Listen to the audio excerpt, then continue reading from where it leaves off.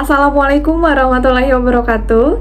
Halo teman-teman semua, pada video kali ini aku mau membahas mengenai tentang ujian OSCE.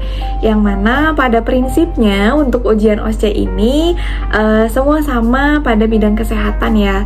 Tapi di sini aku mau sharing mengenai ujian OSCE yang pernah aku peroleh selama di bangku kuliah D3, D4 maupun pada saat profesi kebidanan. Nah, untuk OSCE itu sendiri merupakan suatu penilaian klinis yang tujuannya untuk menilai kemampuan mahasiswa yang dilakukan secara terstruktur, kemudian objektif, yang mana dilakukan dalam satu waktu dan secara berotasi. Nah, di mana secara objektif ini karena menggunakan soal yang sama dalam satu waktu yang sama dan menggunakan pom penilaian yang sama. Oke teman-teman, untuk OSCE ini ada beberapa hal yang harus diketahui. Yang pertama, dalam OSCE itu ada briefing. Biasanya dilakukan H-1 sebelum ujian. Ini merupakan syarat dapat mengikuti ujian OSCE. Apabila tidak mengikuti briefing, maka nanti tidak dapat mengikuti ujian. Apa sih biasanya yang disampaikan pada saat briefing itu?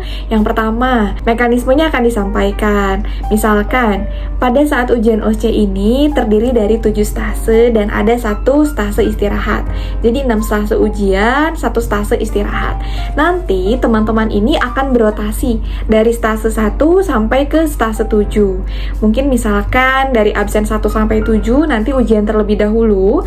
Kemudian nanti akan ada 1 mahasiswa yang mendapatkan stase istirahat terlebih dahulu. Nah, kemudian untuk mekanisme ujiannya biasanya disampaikan waktu ujiannya itu kurang lebih 10 menit. Untuk teknisnya juga biasanya nanti akan di-playkan sound untuk pada saat digunakan untuk ujian OSCE hari H. Nanti teman-teman akan dilakukan simulasi.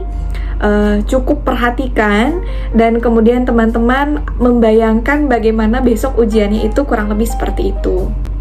Untuk yang selanjutnya, tata tertib. Nah, biasanya dalam tata tertib ini disampaikan tentuan dalam menggunakan seragam. Nah, kemudian untuk ketentuannya itu biasanya harus datang minimal 30 menit sebelum ujian.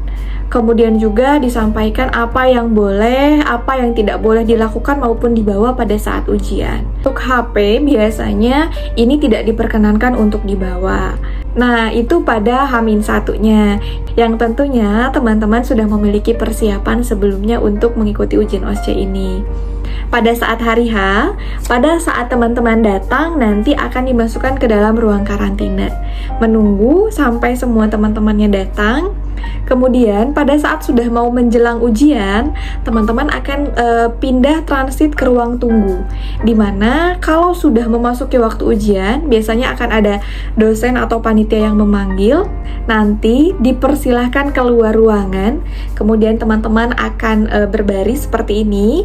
Akan dipimpin berdoa juga. Setelah selesai, nanti sound yang OSCE itu akan di-play. OSCE akan segera dimulai. Kita diperbolehkan untuk memasuki ruangan. Nanti si absen 1 sampai 7 ini berbaris di depan pintu, kurang lebihnya seperti ini. Kemudian untuk OSCE ini perlu diperhatikan 1 menit pertama teman-teman di depan ruangan itu akan membaca soal. Pergunakan waktu sebaik mungkin karena hanya 1 menit. Nah, kemudian nanti dipersilakan untuk masuk ke ruangan. Di dalam ruangan perlu teman-teman ketahui biasanya akan ada 1 atau 2 orang. 1 orang penguji, dan jika ada pasien untuk menunjang kebutuhan kita ujian, di dalam ada pasien. Atau juga bisa jadi penguji itu sekaligus menjadi pasien untuk ujian kita. Pada saat sudah di dalam ruangan, diperkenankan biasanya untuk membaca soal kembali, menelaah. Ini jangan terlalu lama waktunya, karena biasanya ada beberapa permintaan di dalam soal itu. Misalkan, lakukan anamnesa, lakukan pemeriksaan, tegakkan diagnosa. Ada 3 item yang harus teman-teman lakukan. Harus selesai kurang lebih dalam waktu 10 menit. Nanti dilakukan anamnesa, kemudian dilakukan pemeriksaan fisiknya, misalkan, kemudian ditegakkan diagnosa. Sudah selesai, nanti teman-teman akan dipersilahkan keluar. Tetapi biasanya dalam 10 menit ini, di 2 menit terakhir ada reminder waktu tersisa sekian menit. Kurang lebih soalnya seperti ini. Nah, teman-teman harus antisipasi nih, apa yang belum kita lakukan. Harus selesai sebelum waktunya selesai. Tidak usah membereskan lagi alat-alat yang sudah terpakai karena akan menyita waktu. Yang penting perhatikan dari sikap profesionalisme kita, kemudian juga perhatikan juga untuk pencegahan infeksinya. Ini menjadi salah satu penilaian penting dalam ujian OSCE. Ketika sudah selesai, teman-teman keluar ruangan. Tadi ada di stase 1, akan pindah ke ruangan kedua, ketiga, dan seterusnya sampai ke ruangan ketujuh. Ketika sudah selesai, nanti teman-teman akan diarahkan oleh panitia ini memasuki ruang karantina. Untuk waktu lama karantina ini, itu akan dilakukan sampai selesai ujian. Ketika sudah selesai ujian, biasanya para dosen akan melakukan rekapitulasi nilainya, nanti akan disampaikan. Bagi teman-teman yang nilainya borderline harus mengulang, maka nanti biasanya disampaikan oleh dosen untuk mengulang ujiannya lagi. Nah, kurang lebih gambaran untuk ujian OSCE-nya seperti itu. Memang kalau pada saat hari H-nya tentunya jauh lebih menegangkan, tetapi setidaknya kalau sudah ada gambaran akan mempermudah teman-teman pada saat hari H. Oke teman-teman, nanti di next video aku mau membahas tentang tips OSCE agar teman-teman bisa mendapatkan nilai superior. Maka dari itu nanti simak di next video.